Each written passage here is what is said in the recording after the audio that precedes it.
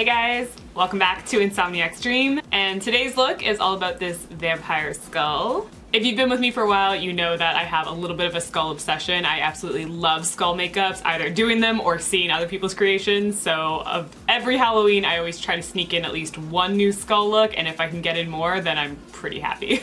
Plus, every time I do them, I hope that I get a little bit better every single time and can show you even more techniques to bring your own skulls to life. As always, I have to thank you guys already just for watching. I greatly appreciate every single one of you. And if you're new here, please subscribe. There is a lot more coming down the pipe. I have a ton of videos for you. Halloween always continues long after on this channel. So if you want to see more, please just keep watching and enjoy. First thing we want to do is block down our brows. For this, I'm just using the classic glue stick method, which is using a water-soluble glue stick and using it to flatten your eyebrow hairs. I like to do a thin coat of the glue first and then brush the hairs flat with a little eyebrow comb. And then following that, I use a makeup spatula and a thicker amount of glue to really cover all of the texture of the brow hairs. And then I just use a little bit of water on my fingertip to soften the glue and blend out the edges. Once the glue has dried, I just used a salmon corrector color just to hide the darkness of my brow hairs before I threw on the foundation and concealer over top. I made sure to set this in between just by packing on a bit of translucent powder. I like to press it on so that it doesn't move the cream product, and then I followed that with a cream makeup color that is going to be my skull's base color. You could easily do this with foundation. This is just a bit of a thicker consistency. And I of course realized that my nose ring might ruin the illusion of the skull face we're gonna build, so I took it out for this one. And then if you find you need a little bit of extra coverage like I did for my brows, I just used a thicker concealer over that area and again just patted it down. Then I went ahead and used the same translucent powder to set my entire face. I really packed on the powder here. You do not need to use this much. I just like making sure I really lock in thick cream paints. To start mapping out the skull, I just used a beige tone pencil. This way, if some of the areas are a little bit off, it's a little bit easier to correct or wipe away. I just find this useful for giving a little bit of a guideline for where all of the contours will go and makes it so that you get a little bit of a better idea where you're going with the entire look. And once happy with those guidelines, I went ahead and took a water-activated face paint on a fine detail brush and started outlining the areas that I knew would be my really deep recessed contours, such as the eyes, the nose, cracks in the skull, and areas around the mouth. If you're like me, you might like drawing in the teeth early. Not that we're going to shade them till later, but it just gives you a really good idea of where they're going to sit and the shapes of them. For this, I used a water-activated face paint in the color Bone, so it's not quite a white, but more close to that flesh tone that we're building. And something like this helps you to be able to add white later for highlighting, and it'll stand out better against a color that is a little bit more cream-based. Of course, for this one, since it is a vampire skull, you want to make sure to add some fangs to your teeth. And I find a good rule of thumb for drawing teeth is to create a teardrop shape and then add a blunt edge to them on the inside. Other than the fangs, you don't even need to paint the flat edges really, because you could always just use the black later on to do that for you. I quickly jump back to the black just to outline the cheekbones and add in a bottom jawline. I went for a little bit more of an elongated triangular shape just because it made a little bit more sense for a vampire type skull. Then comes the shading. This step is pretty critical for defining the skull's features and changing the shape of your own face. I had started with the dark brown shadow from this NYX Ultimate Cool Neutrals palette, but then also moved back to an even lighter shade to get a better base contour before jumping right to the dark. Finding a shade that is a little bit darker than your actual skin tone will make it so that you can start creating a little bit more realistic contours around the face. I went, of course, to deepen the brow bone, make the eyes look even more recessed, and add shading to the sides of my face so it looks a little bit slimmer and more sunken in. I also added shading along the forehead and chin just to, again, add a little bit more depth and dimension to the face. Even these areas that maybe wouldn't be as recessed on a skull, you still want them to have a little bit of texture and shading to them so that they don't look entirely flat or unfinished. Alright, and now I felt a little bit more confident to jump to the darker brown and create some deeper shadows along the face. I use the dark brown to really boost contrast by putting it next to areas I would want to highlight later, like around the nose so that the edge pops out, and beside the nose bridge where I want it to seem more recessed. I also used it for sections like the eyes to make them look deeper and more dimensional, plus adding details to the face for more interest and intensity. Using a shadow to build up these sections is helpful because it's really easy to diffuse the color outwards.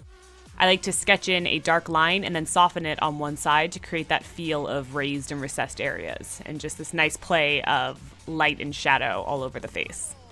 You can see I like to focus the shadow near edges of things like the cracks and deepest sections of the face. I then also like to add in a few little notches throughout the skull. Why? I don't know. It's just something I love doing. It's also really helpful here to add in shading around the edges of the teeth, so the spacing in between them. This makes it even easier later when you outline and detail the teeth, that they'll look even more fancy and detailed than they would otherwise. Kind of a good cheat and easy way to do it.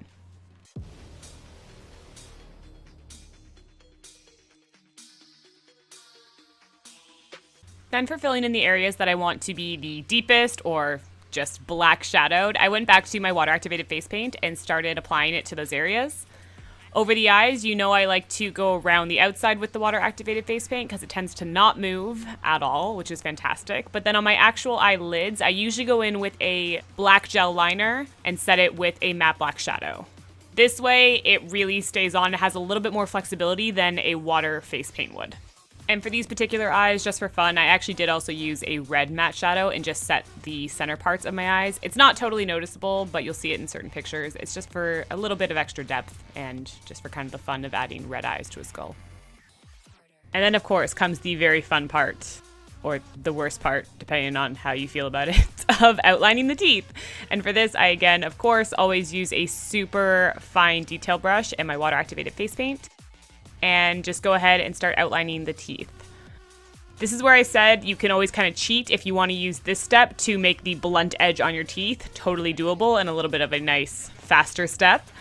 And then when I tend to outline the tops of the teeth, I tend to just do a V along the top and use a shadow and a small brush to just blend it down. So it's not a strong line between each teeth, but it's very much implied.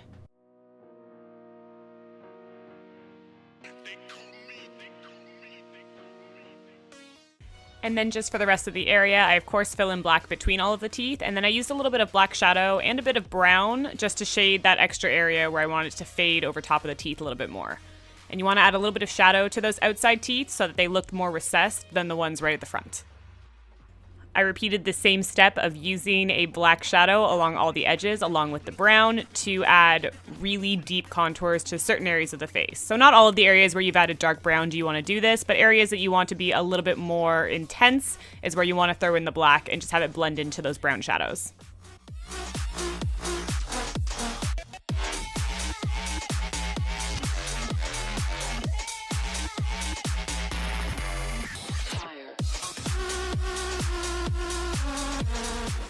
Another little detail you can add or totally skip if you want is to take a little bit of that brown shadow and just shade the side of the teeth on the inner side. This is just kind of a hint towards they would overlap each other, and where from the front you would see the back ones get a bit more shadow than the very front. And I highly recommend a nice fine little detail brush like a liner brush for this. And then of course one of the funnest parts is highlighting. So I am using my water activated face paint, which in white, but you could easily use a white liner here, exact same effect. And I'm using this just to add shine to the outsides of the teeth. This is where light would catch them, and it works really well for these ones at the back that have kind of disappeared. It just reiterates their placement and kind of brings them back to life when they're really faded off in the back from all of the shading.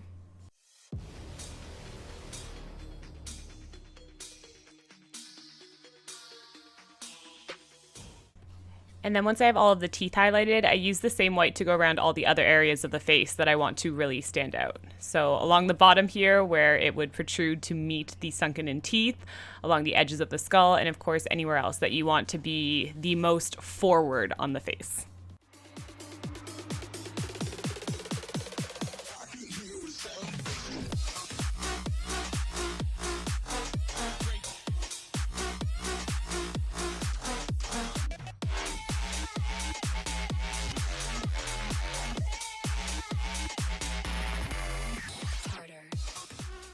Once you're happy with that, you of course want to go ahead and black out the rest of the outside of the face just to complete the illusion of an actual skull. And then this could easily just be worn with a black outfit. You could add black to your neck and leave it at that, but I figured I would add just a little bit of detailing to my neck. So if you are doing something that maybe goes lower or has a collar, you could fade it off into there, or even fade it off into a full skeleton chest paint if you're feeling that. But all I did was add in what were meant to reference trachea, cartilage, bones, skeleton, whatever. Not super anatomically correct, but a nice easy way to do them without getting super detailed in this area. Add a few rings together, add some shading with the exact same techniques we used on the face, and it will give a nice little effect that can just finish up an outfit if you need something a little extra. And then all I did was fill in the outside and the rest of my neck with black, as well as your ears, do not forget those. And then I threw on a wig and red contacts, and that was it. Finished vampire skull. All right, and this is the finished look. I threw on a black wig, which of course is just blending into my background. The wig is from Powder Room D, and the contacts are from Primal Lenses. And of course, everything else that I use is always listed in the description, so if you're interested, just check it out below. Something I would definitely say with a look like this is that this can be done with a lot of stuff you probably already have in your makeup kit. I mean, most of it was neutral eyeshadows, so any neutral eyeshadow palette. Your foundation can be the skin tone. If you can get your hands on a white liquid liner, that can use for all the highlighting, so. A lot of this you can just do with your own makeup at home if you don't have a bunch of like body paints. I definitely hope you guys enjoyed this one. I, again, loved bringing any new skulls to life. They are like, I just love it. Please leave a comment down below letting me know what you think, or if there's anything you want to see different, or if you have any questions on the look that wasn't explained in the video, please let me know as well. Thank you guys so much for watching. I, of course, will see you next video, so until then, bye guys.